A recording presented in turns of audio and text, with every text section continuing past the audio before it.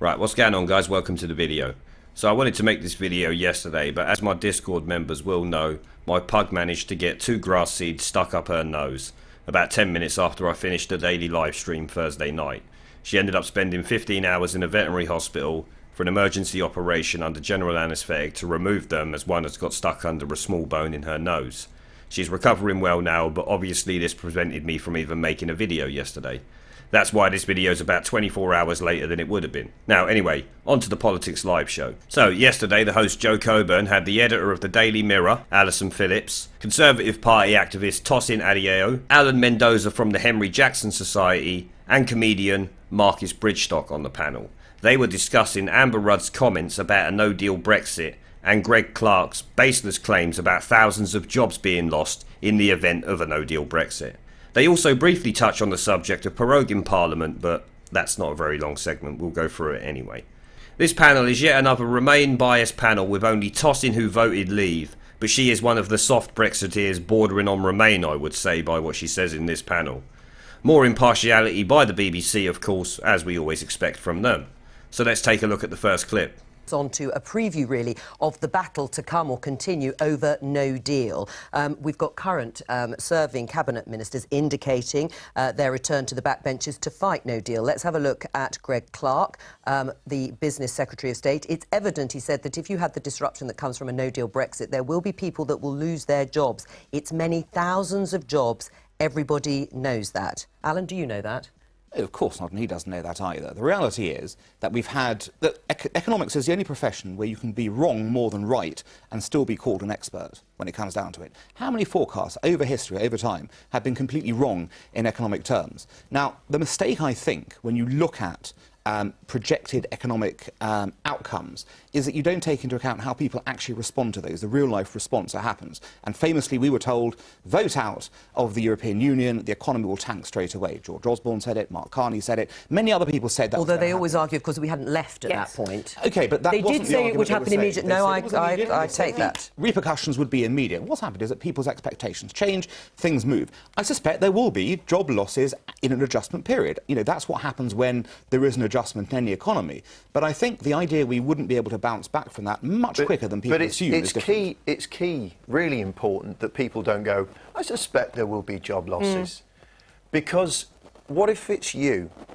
What if it's your family? And what if where you live, a job loss for you means that the community you live in and your family starts on a downward trajectory? I'm a very privileged man. I'm very, very lucky. But as a touring comedian, I go all around the country and I see places where life is infinitely more difficult than my experience.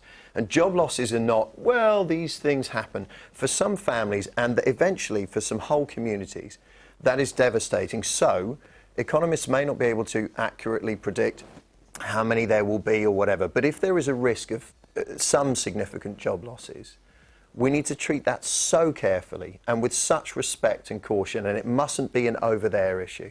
I don't for a moment disagree that we have to look at this carefully and look at this, you know, in terms of how this works.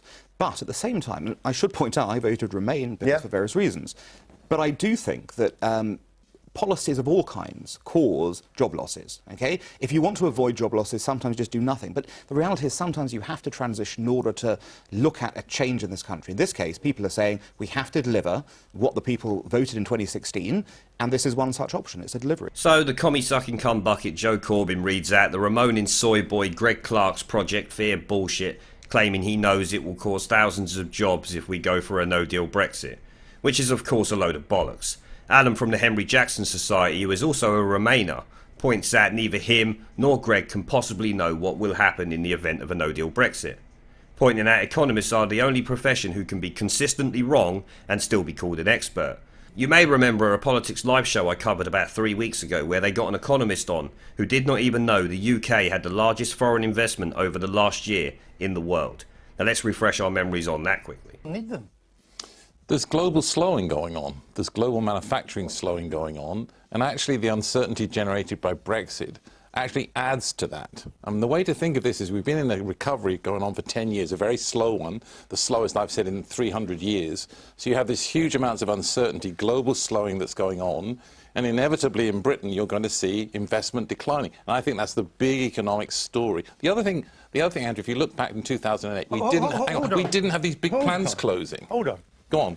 Who was the biggest recipient of foreign direct investment last year? Good question. No idea. The United Kingdom. Oh, OK.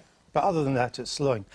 You see there, economists know nothing. They guess based on whatever bias they hold at the time or the bias of the people who employ them. Yet we get these Remoaners making these statements that are then promoted by the shitweasels on the BBC and other mainstream media organisations. What Alan points out about economic forecasts is basic common sense when you consider human behaviour.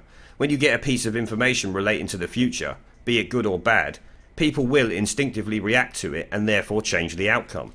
He even brings up the pre-referendum bullshit that the economy will tank the day Brexit is announced, when in actual fact, reality turned out to be very different. Yes, the pound lost a bit of its value, which is not good obviously, but it's hardly disastrous and in most cases you would not have even noticed it. Aside from of course the people who take payments using other currencies. They noticed it, but then again, it's not catastrophic. The so-called comedian then chimes in talking about being blasé about job losses, which of course no one should be, but he is forgetting that in the event of a no deal, we have at least 39 billion that won't be going to the EU. That can help mitigate these things. Why the Politics Live show even thought it was a good idea to bring this comedian on here baffles me though. Let's check out the next clip anyway. Or is it a negotiating tactic? I mean, that is where the questions are beginning to fall, because if I show you Amber Rudd, the Work and Pensions Secretary, who was very much against no deal, she's backing Jeremy Hunt, but she said both candidates have said that no deal is part of the armoury in the negotiations going forward, and I have accepted that. The situation is that we're leaving by the end of October, but it'd be so much better to get a deal. What we really need is for everybody's effort to go into trying to get a deal. She's accepting no deal. Well, as you say, she's saying that she's accepting no deal, and clearly it's a negotiating tactic. However, if we're looking at Boris Johnson as next Prime Minister, which most likely we are, I think he has shown himself to be so cavalier with other people's livelihoods and with other people's futures, with other people's jobs, that I wouldn't have any doubt at all if we ended up in a no deal situation, and it could be horrific. Yeah. Doesn't? No, I absolutely agree. I think, yeah, it is a reality that could happen, that Boris Johnson will push us into a no deal situation. You don't think he's bluffing? It's Boris, you can never tell, can you? And that's where we cannot be in that situation. It's so difficult to tell. Am I wrong in my understanding that there will be no renegotiation with Europe? Well, that's what the EU has said. Yeah. Well, is it? I mean, isn't this what's being tested to some extent by the two contenders? They always claim, despite the fact that Theresa May said repeatedly it is no deal, it's better than a bad deal, that somehow they didn't believe her, but they believe them? But Europe want a deal as well, don't they? So you would like to hope that we can, you know, with a new Prime Minister, that there is some way of getting talks back on again. Well, is that Prime Minister Boris Johnson? Well, it's looking that way at the moment. On the contrary, I think you want Boris Johnson. He's the person you want to go to Brussels, because just as none of you knew where his position actually was, if you walk into a negotiation, you know you've got to keep everyone on their toes and you've got to make them blink first, basically. Now, let's be frank about it. Is Boris or Jeremy Hunt going to be the person who makes the other side blink first? Well, it's going to be Boris. I still won't put anything past Boris Johnson, to the point that, remember, this is the man that wrote 2 pieces on Remain and Leave before he came out and decided which one he was going to pick. He is a man who would, if it's going to keep him in the job that he wants and it's going to keep him in power, he would do anything, and he'd sell anybody down the river. But if your theory is correct, OK, and Boris is inherently pragmatic, then you shouldn't be sort of denigrating his likely ascension. You should be supporting it. No. And can you have a Prime Minister where you've got so many questions? Chaos is often mistaken for pragmatism. I don't think he knows. I really don't think he's got a clue how he might deliver any version of this. No deal, 31st of October, later than that. Yeah. I think he's chaotic, and reports I hear, who knows whether they're right or not, are that he simply doesn't do enough work to have the answers to these things. He's quite lazy, he's very chaotic, and he's easily distracted. And he should be a stand-up. I mean, this is my end of the poll. It's why stay in the shadow. He might steal your audience. All those things were said of him when he was London Mayor. He delivered a reforming and good administration using expertise around him, OK? This is the key. You know, what has been the hallmark is that Boris Boris sees himself as the chairman, not the CEO. He dictates strategy, goes down that line. He looks at the top and fiddles here and there, but he allows experts, I hear you, to solve but in London he problems. wasn't having to bring people into such a divisive issue as this. Yes. And the question about who you bring in takes judgment from the middle, and I wonder whether Boris Johnson has that. Joe then asks if a no-deal Brexit is a negotiating tactic and shows Amber Rudd's statement, which, of course, it's a negotiating tactic, you idiot. But it's one that's too late now, in my opinion. After Parliament voted to block no deal when Theresa May was Prime Minister, that ruined any real chance of using no deal in negotiations, realistically. There's not enough time to do any real deal that is not going to be some rehashed version of the unconditional surrender Theresa May put forward. After that, the panel goes into a complete meltdown about Brexit. Even Tosin, who is a Conservative Party activist, and Jeremy Hunt. I'm so sorry, Jeremy Hunt. I've never said that before in my life. It's usually men who say that. support her and can't help but join in. The discussion then goes back to the Brexit negotiations and does the EU mean it when they say they won't negotiate anymore? The Mirror editor rightly points out Europe wants a deal, but the issue with that is the deal they want is not a good deal for the UK and involves us paying them £39 billion. That's not a negotiation that's even worth having at this point. The only deal we need to do with them is a free trade deal. The rest is just stuff the EU realistically wants from us to support their superstate. The Mirror journalist goes on to point out Boris wrote 2 articles, one for Remain and one for Leave, which I see, which she makes out to be something bad. In my eyes, that's called being impartial. He could have made up his mind before writing either of them, but still sees some merits in remaining in the EU, so he wrote about them. It's hardly the greatest disservice to Brexit, is it? He used to be a journalist. Perhaps he was just trying to be impartial by doing both, you know? But it's a minor issue at best. Of course, anything is fair game for a smear by the left-wing media spunk trumpets like this dopey bint, so there we have it. The clip ends with the majority of the panel making claims they have no evidence for against Boris, with Alan trying to defend him. How strange is it to hear a person who voted Remain actually using facts to defend a Brexiteer? There's still hope for some Remainers at least, maybe. Now let's check out the final clip. What about his claim that the negotiation will be around a free trade agreement while the UK is in the so-called implementation period, that will be a much longer period of time and that you'll roll in issues like the Irish backstop, which will become irrelevant if a free trade agreement is actually settled? Will there be an implementation period? Because I've heard it said many times that there won't be. Unless they sign up to the divorce settlement first. But, Okay. you know, is the EU minded to change its position? That will very much depend, I think, on what the tactics are to go to them. One of the best things I've seen recently is the idea that you don't go to Brussels, but you go instead to Dublin. And you literally do a deal with the Irish, whether you bribe them or threaten them one way or the other, to get them into position where they're the ones who drop the opposition to the backstop, and that enables the Europeans to do so. I think the amazing thing about this is 3 years in, we are still no closer to actually understanding the final possibilities than we were 3 years ago. Right, and then it brings us to this idea of what Parliament might do to thwart no deal being pursued. Alison, Philip Hammond... Have a sit-in. Well, tell us about the sit... I mean, I was slightly sort of agog when I heard that they might be doing and I was wondering whether they were taking, like, packed lunches and food to keep them going. Because, so this is this idea that's come out today, that he is so opposed to the idea of proroguing Parliament, which, of course, would be shutting it down. appalling for our constitutional thing to do, that they would take as dramatic as locking themselves in. And then there's another attempt, isn't there, with the Northern Ireland legislation that's gone through this week, that they will have to keep reporting back on it, so it gives them a reason to come back.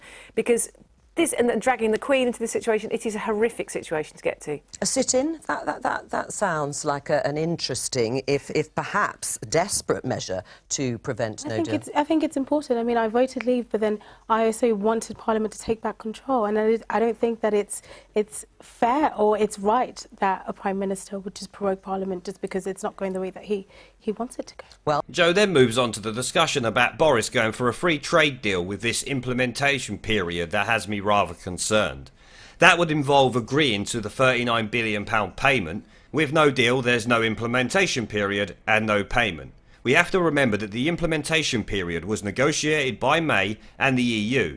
This is part of the withdrawal agreement that has been voted down 3 times by Parliament because it makes us the vassal state of Europe. We need to hope Boris won't try to repackage it and pass it anyway. Alan points out that any small hope of the EU changing its mind depends on how we approach it.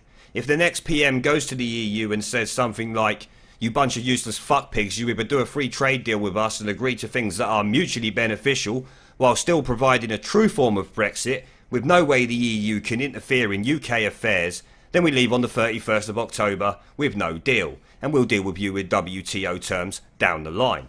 Alan also points out we should speak to the Irish government. They should be who we actually deal with, not the EU. I would rather give the Irish 39 billion than the Brussels superstate, that's for fucking sure. I don't agree with him that we should threaten the government of Ireland though. That is a completely bullshit thing to say and extremely disrespectful, not only to the Irish government but to the Irish people also. That is never a good idea when dealing with a country. The EU is not a country, so it does not get the same level of respect. Showing the Irish respect will get us much further than trying to threaten and belittle them.